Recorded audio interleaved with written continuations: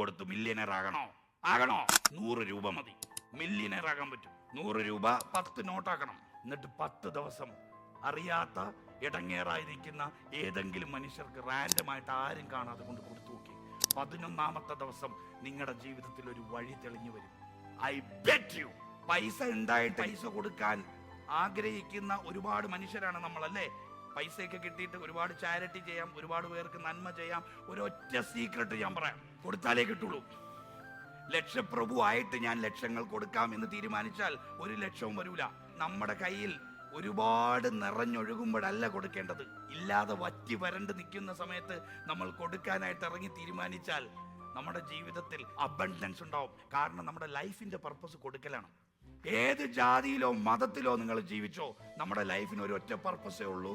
U have to better the life of people around U.